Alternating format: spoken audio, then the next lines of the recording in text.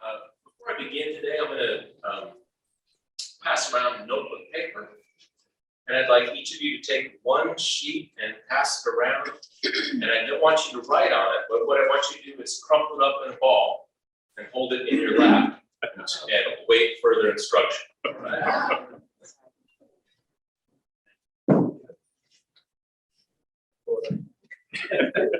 He's going to give us an exam, I can tell. Yeah, he will. There we go.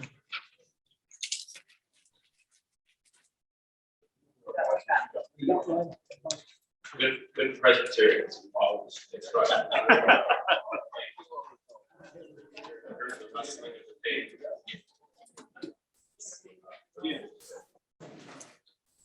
Well, good morning to you and welcome. And I want to thank you very much for inviting me out for 3 Sundays to teach some Sunday school with you.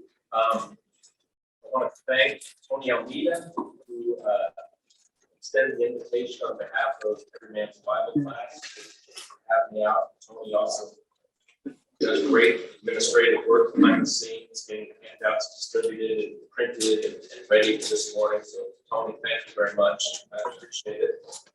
Want to thank the Every Man's Bible Class for your friendship over the years. I know one day you'll see fit to make me an honorary member of the Bible class.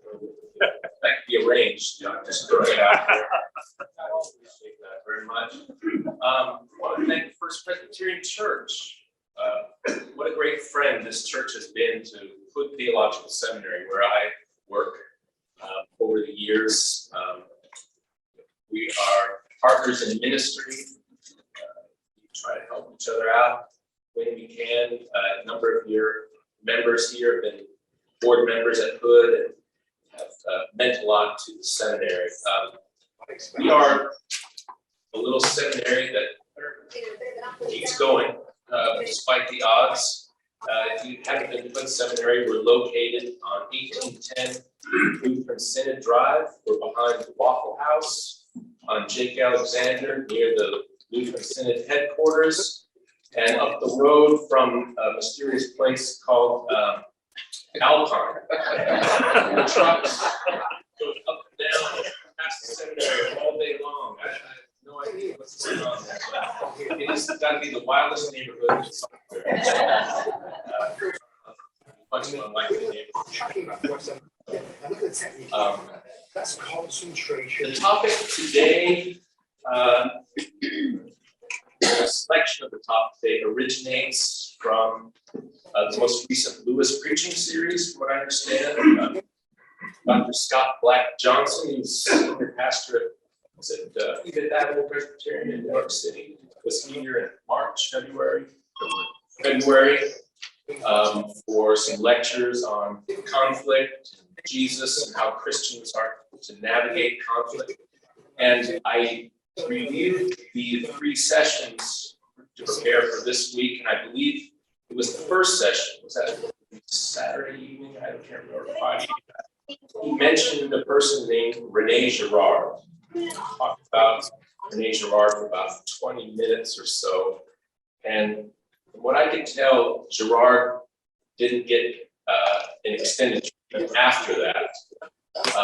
We were there for Scott Black Johnson's lecture, and the part about Rene Girard was your least favorite part of the series. I want to apologize to you in advance because I'm responding to an invitation to go down the alleyway that he began and go a little further and push a little harder. So if you, that's not, this isn't up your alley. I owe you an Egg McMuffin and a coffee. You're going to see me afterwards, and I'll try to make it up for you. But I'll try to make this as fun as interesting as I possibly can. So, Rene Girard.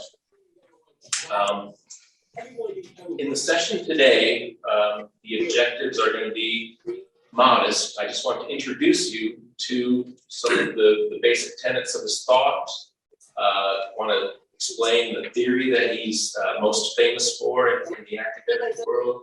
And this then will lay the groundwork for the the next 2 weeks, where we're going to get into more traditional Sunday school type material. If you showed up today, you've never been to First Presbyterian Church, and you wonder what the heck is this guy talking about? This does not sound like Sunday school at all. Again, I apologize. Come back the second, third weeks. This is all theory. So just bear with me. Wow. We're going to have a good time. Renee Gerard. There's no reason why anyone here in this room needs to have heard of him prior to the Lewis preaching series or prior to today. He's someone that's known mainly to college professors, literary theorists, sociologists, psychologists, people who study ancient religious myth. He's a seminal, important figure in those areas. So if you teach in those areas, he's someone that you have to be conversant with. It doesn't mean that you have to agree with him or you have to be on board with what he believes and what he thinks, but you have to be aware of him if you're in that field. So he was born in Avignon, France on Christmas Day in 1923. He was the second son born to Joseph Gerard, who was in France. He's a noted historian, the father. He's a librarian and museum curator. So you can tell with a father like that, Gerard is used to hanging around old things, and looking at old things and wondering and studying old things. And he studied medieval history while he was a student in France. And then in 1947, he emigrated to the United States after receiving a one-year fellowship to the University of Indiana in Bloomington. And he wrote his dissertation on American impressions or reactions to French people from 1940 to 1943. I don't know if that dissertation was ever published, but if you're ever in the library of the University of Indiana, you can track it down and read it. But he ended up staying there, earned his PhD, and he was invited to teach at Indiana University. And he was a trained historian, but the Department of History didn't want him to teach in its department. It was the literature department that asked him to teach. And he said, why in the world would the literature department want me to teach for them?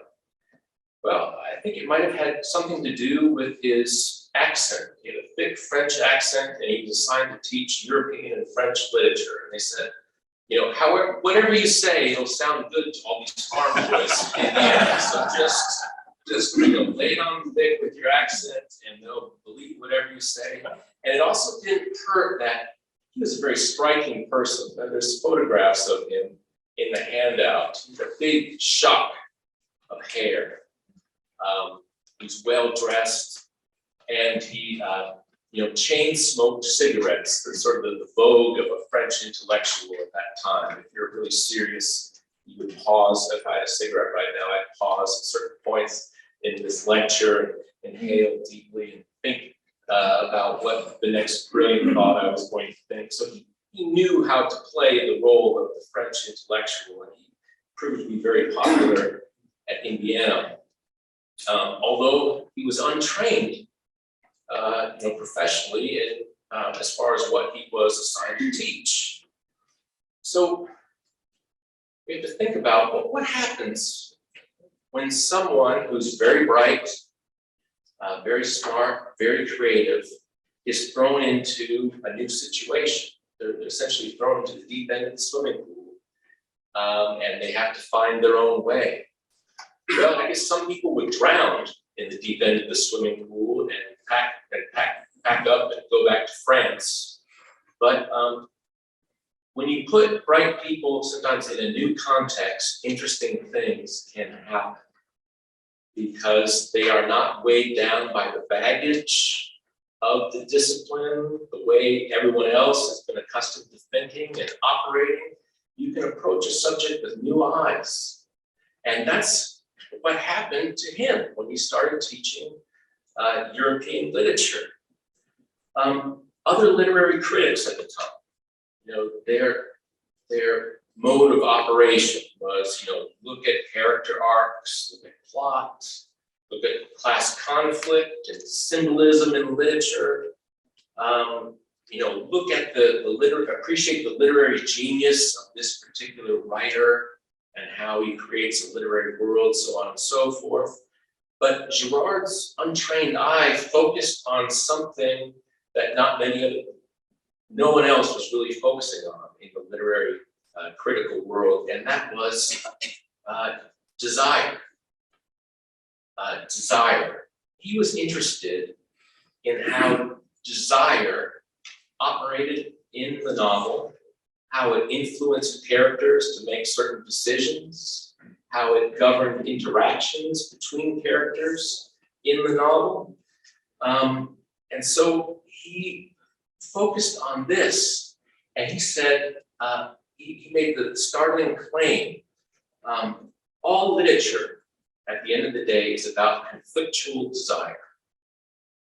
All literature is about conflictual desire. At the end of the day, literature is about people who want things and their desire to have certain things, put them in conflict with other people. And then you have a great story that unfolds from that basic setup. Desire is a word that enters the English language during the 13th or 14th century. It's imported from French. Desiree, I'm terrible French accent, I shouldn't attempt that. But it means, of course, as you know, a craving or a yearning. It's an emotion directed toward the attainment of possession of an object. And I don't mean to make the pious men of every man's Bible class blush, but it's often used in a sexual way. Someone's sexual desire for another person. Desire.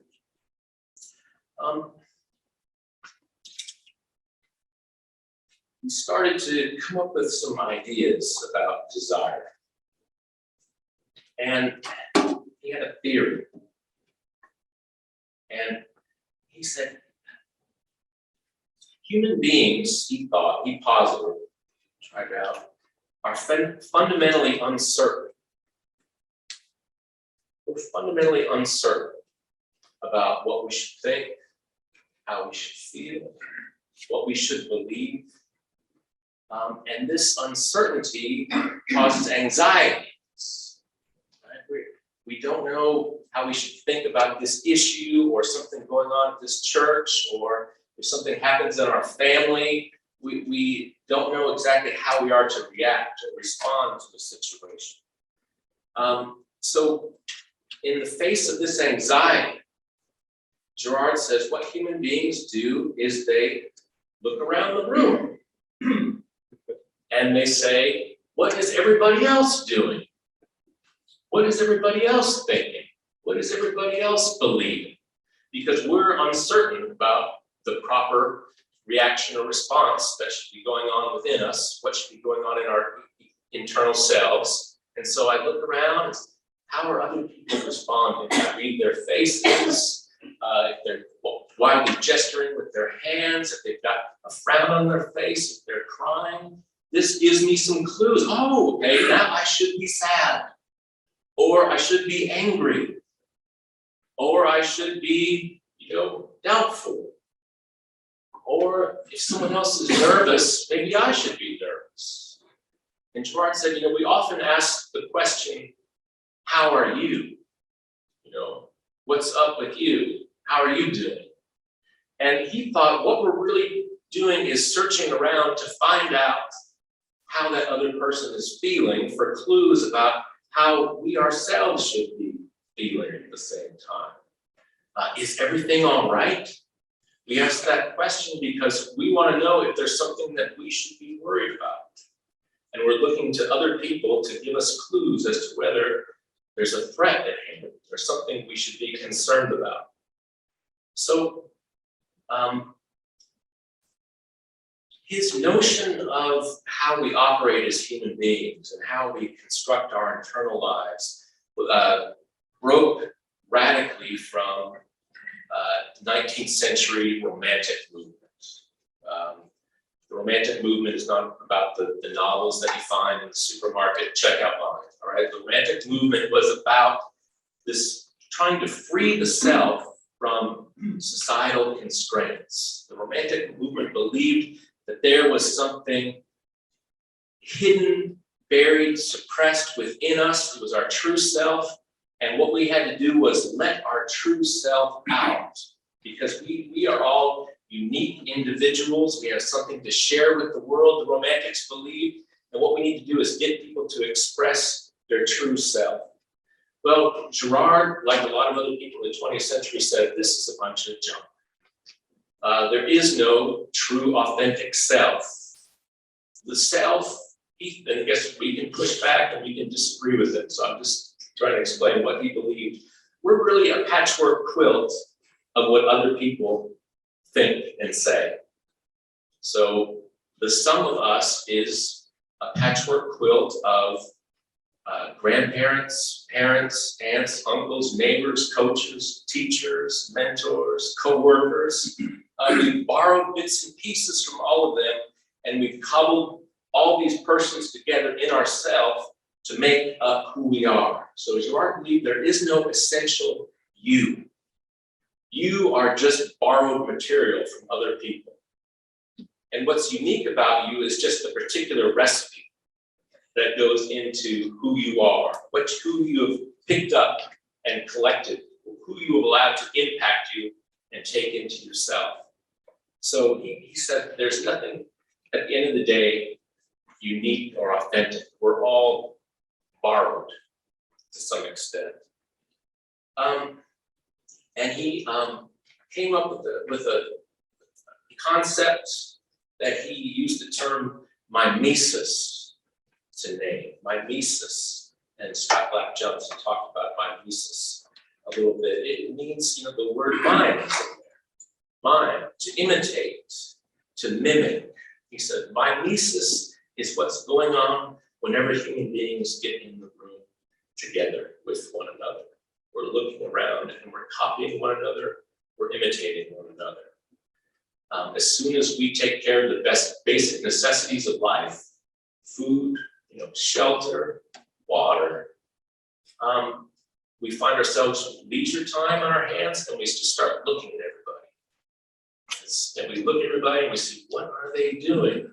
What are they up to? Girard would have loved coming to Salisbury historic home tours. Everyone goes into these historic homes and, oh, look at the colors and the wallpaper and the fixtures and doorknobs. And, well, this is what people are doing. And then you copy what other people have done and put it in your home.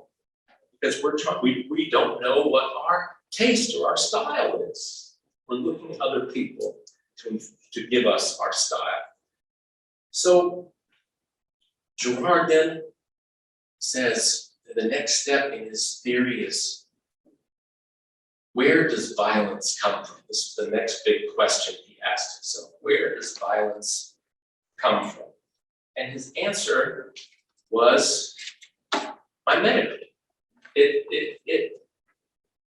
Violence is generated through mimesis, if he was to use the formal academic term.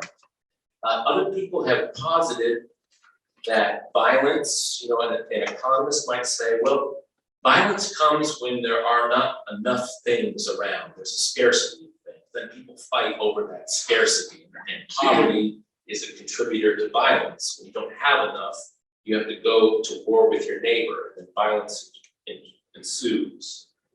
Biologists might say violence is located in a survival instinct that comes to us from evolutionary theory. Evolutionary theory teaches that we've got this genetic code in us that we want to pass on to the next generation. So in order to make sure that our genetic code gets passed on to the next generation, sometimes if it's between me and you, it's going to have to be you, not me. So I live to make sure my genetic code lives to fight another day. So violence happens, biologists say, because of this survival instinct through evolutionary theory. Psychologists might say, well, aggression is the source of violence. Aggression is something that's hardwired into us, and for some people, it runs higher and more intense than other people, and it's aggression that is the source of violence. But Girard said, no, we are violent when we observe other people being violent. We observe violent behavior and then we imitate it. So if we grow up in a violent household, for instance, we are likely to be violent in our own homes unless we have some therapy or intervention to help break that cycle of violence.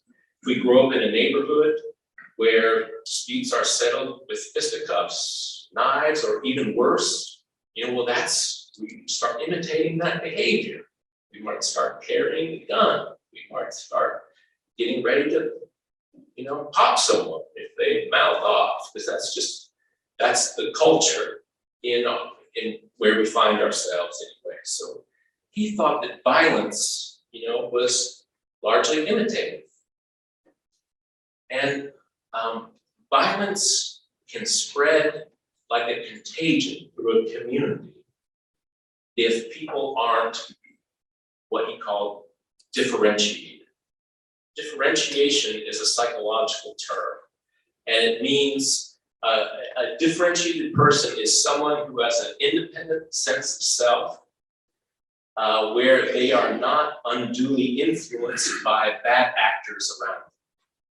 So if you have violent people, pathological people in your life, a differentiated person does not allow themselves to be influenced by those negative people who give out negative vibes, negative examples. A differentiated person says, that person is nuts, that person is crazy, I am me, I am not them, I'm gonna act differently, I'm gonna behave differently.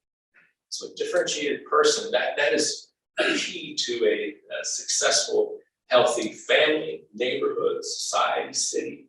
Differentiated people who don't go along with the crowd. But the problem is, for Girard, we're bad at differentiation.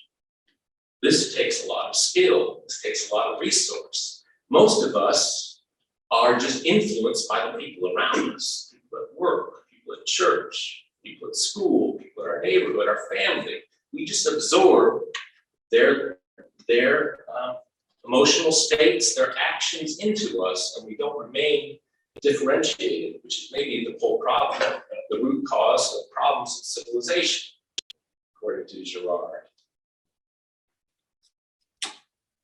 And now things are going to start to get really weird if you don't think that they're weird already. First of all, just any questions up to this point?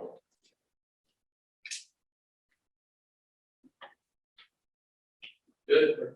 Tracking. I miss Tom Overcash because he always said it, and I could always look at him to see how I was doing. It's like his facial expressions were so transparent. Like if I said something he thought was way off, he would just go, oh. And then he was like, yes. I'd say, oh, okay, I'm on track. Tom isn't here, so I don't really know how I'm doing this morning. But yes, sir. How did Girard come to this theory as far as literature is concerned? Excellent question. That's something I skipped over. Don Quixote, familiar with this novel? Had to read it maybe a long time ago by Cervantes. It's an early 17th century novel. Don Quixote fashioned himself a man out of time. He wanted to go back to this chivalrous age of knights who were embarking on, quests for meaning, and they would set out on these adventures, and they didn't think they would ever return. They would go out against the odds, and these were the great heroes for Don Quixote. And so, while he was teaching this novel, Girard said, look at the way Don Quixote is using the knights to construct the way he desires and the way he wants to be in the world. And then he would notice in the novel how people around Don Quixote would start to imitate him, his sidekick, Sancho Panza. would start to act and behave and think the way Don Quixote would behave. So that was one of the important novels for him, is to looking at the ways that we mirror each other and how another person's desire becomes ours. And if Man of La Mancha was a big Broadway play, and the song was The Impossible Dream. The best version was recorded by Elvis Presley in 1972, so check that out if you want. But Get the a one taste. thing about Cervantes at the end of it is depicted as insane, but on his deathbed, he regains his sanity. And the most touching point in the novel is when he apologizes to those people around him. Be careful, I've got a literary professor. No, you're right. Sancho Panza made a copy. All he wants to do is tag along. That's right. Well, I'll have to reread that novel. But I guess Girard found his theory in part by this novel and others. So that does make some questions. But yes. All right, let's keep rolling. The next turn in Girard's academic career, he was a historian, looking at European novels, and then he says, I'm going to study ancient mythology. This is the guy, it's just all over the place, ancient mythology. And he studied ancient religious myths from all over the world, various continents, Asia, Africa, indigenous myths in North America, South America, China, Japan. And he began to see something similar in each of these old religious myths, and that was the value or the premium they were placing on sacrifice. Offering sacrifices to gods is a custom in many Hindu cultures, for instance. We have tales of ancient Chinese emperors who make sacrifices to both heaven and earth, and they do this to try to appease the forces out there to make sure they have long, prosperous reigns. The Ojibwe tribe, I hope I pronounced that right, and the ancient Babylonians both have creation myths that depict this world as the product of a slain deity, a deity that's killed and sacrificed, and this world is the dead body or corpse of those slain deities. So Girard said, what in the world is going on here? Everyone has, no matter what culture you're from, what region you're from, what tribe you're from, everyone has a story of sacrifice. And their ancient religions have some kind of ritual that has to do with sacrifice. And he said, what in the world is going on here? And he talked to people in anthropology departments and ancient religious studies fields, and he said, what's going on with all this sacrifice stuff? And they said, oh, that's just the product of pre-scientific cultures. They're backward, they don't understand cause and effect, they're superstitious, they think magic is real, so they think that they do these sacrifices that things will turn out the way they want to for them. And Girard said, I don't think so. He said, I think there's something else going on here. And this is really the idea that puts him on the map and gets biblical scholars and Christian theologians interested in him. He says that these sacrificial myths, whether it's the sacrifice of a god or a deity or of a supernatural animal or something that's in the old religious stories of these cultures, he said, these things are pointing to actual, well, this is where it gets weird. This is where I need Tom to say, what? These things, he said, point to actual literal murders that took place at one time in these ancient cultures. Murders of other human beings in the community.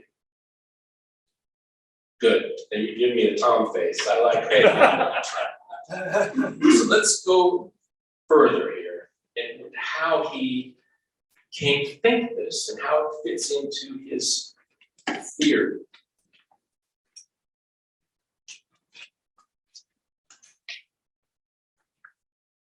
From the inception of Homo sapiens, human beings, the first time we emerge and start getting together with other human beings and start cooperating tribally, he says, you know, my medic desire is at work.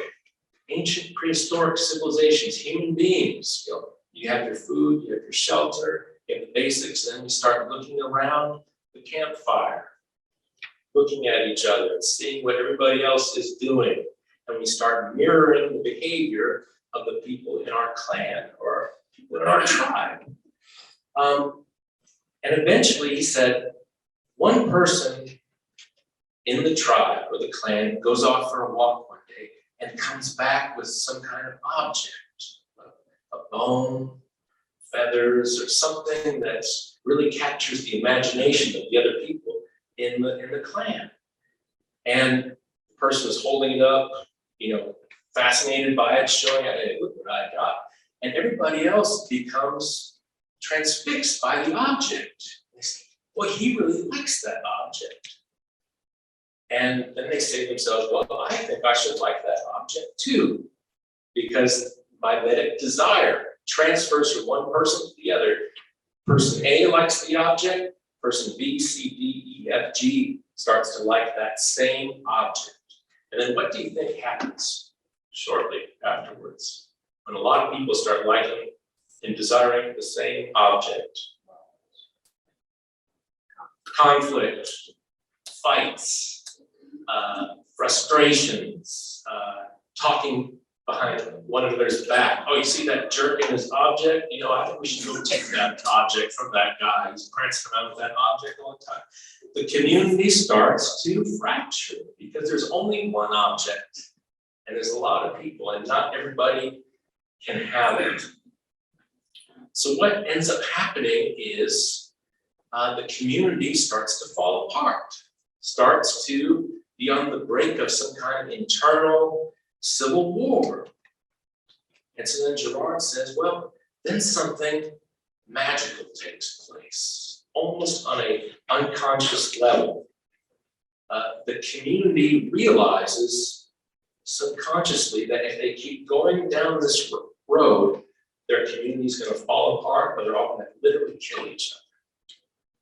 So what they decide to do, without ever talking about it or planning about it, is they have to find someone in the community to dump all their pent-up aggression, hostility, rivalry on one person. In order to stave off a war of all against all, everyone has to go to war instead with one person.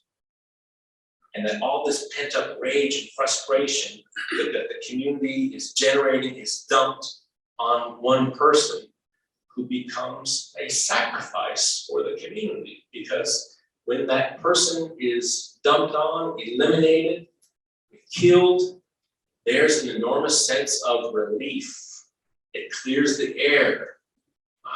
We discharged all our pent-up hostilities onto one person, and now we're no longer mad at one another. Now we've achieved reconciliation. The community has been saved by the death of this scapegoated person. I can illustrate this with an example here. This isn't real, so don't everyone get excited, but I have here the naming rights to First Presbyterian Fellowship Hall. I worked it out with Randy, Kirby, Josh, and Laura. For a price, you can have the naming rights to this fellowship hall. Is there someone important in your life that's been, influential or inspirational for you? Anyone on this side of the room? A coach, a pastor, a spouse, uncle, uncles, grandparents? My wife really enjoyed hearing the bottom of Lewis. He quoted T.S. Eliot, which is my favorite of those. Okay, so I was drawn to him, would you like to name the fellowship hall after your wife? not that much. Let's say that you do for the sake. Oh, gosh. All right. He really wants the naming rights to the fellowship hall.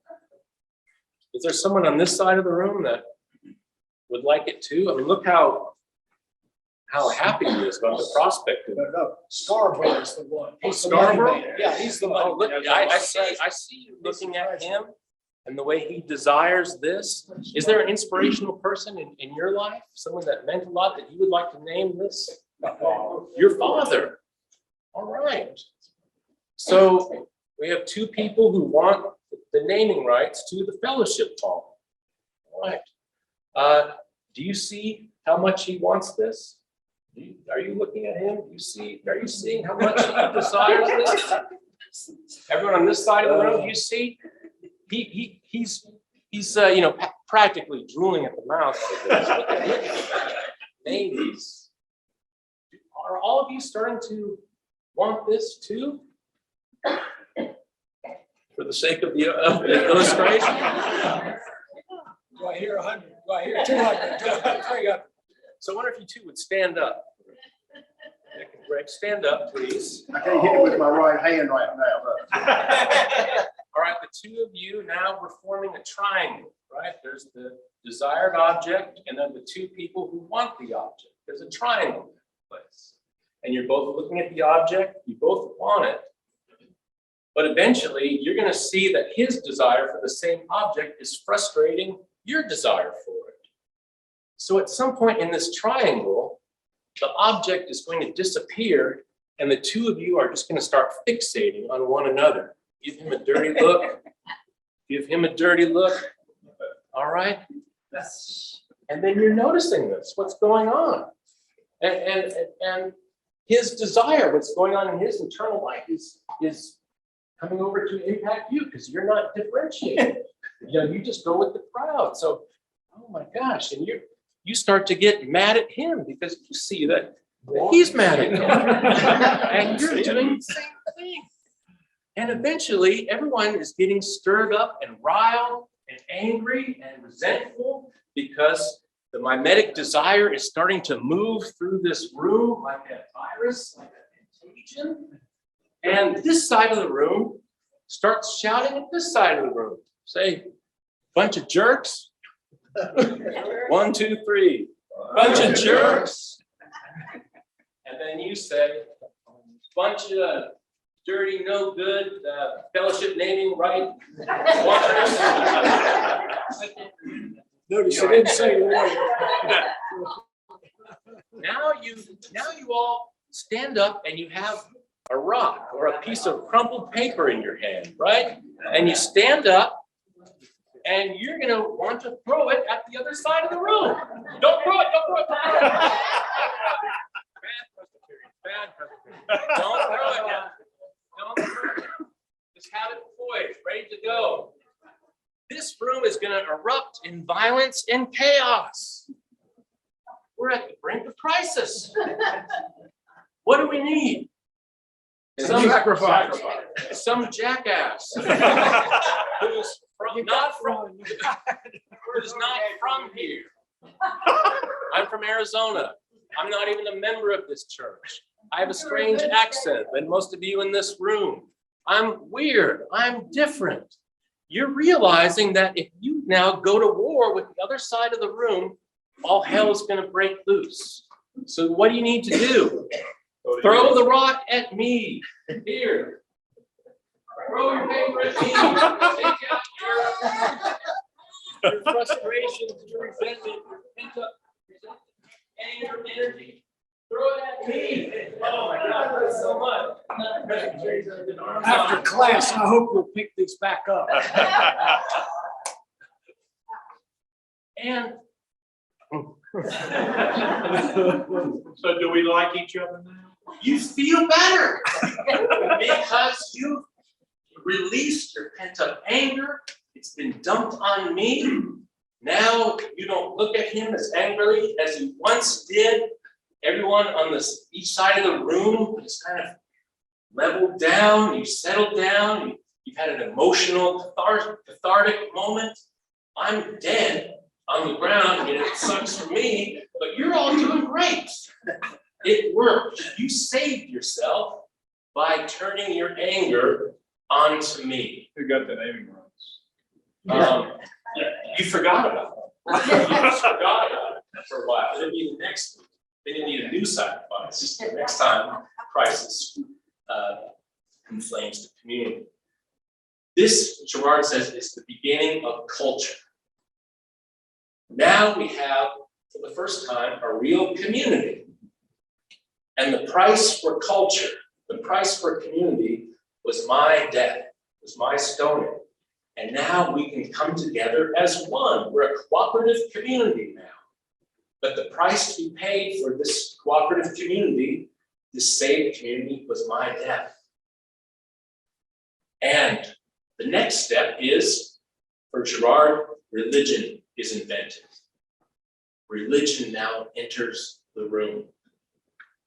Why does religion enter now? Because we all, in the back of our minds, might start to feel guilty about what you just did to me. So, oh, we just murdered this guy. That's terrible. Should we, is this a bad thing that we did? Should we be feeling guilty about this? And religion comes in the door and says, no, don't feel bad about it at all. It worked. It worked. This person was probably sent to us by God to die a kind of death to save our community. I think even God was commanding us to take this guy out. He was a sacrificial lamb sent to us by the gods. And he must have been from the gods, because look at the good thing that happened when we killed him. Crisis was averted. Our community was saved. Or maybe in another iteration, religion comes in and says, that guy was a demonic spirit masquerading as a human being. And we had to take him out because he was a demon. And we did the right thing by killing him. Look what happened. Once we got rid of him, everything was a lot better than it used to be. Culture is founded on murder.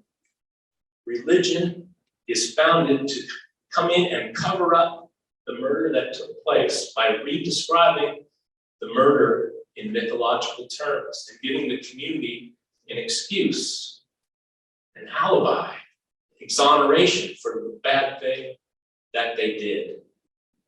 And this is what Gerard thinks is going on in almost all ancient religious rituals and texts. So communities throughout time then develop rituals that remember the sacrifice that took place.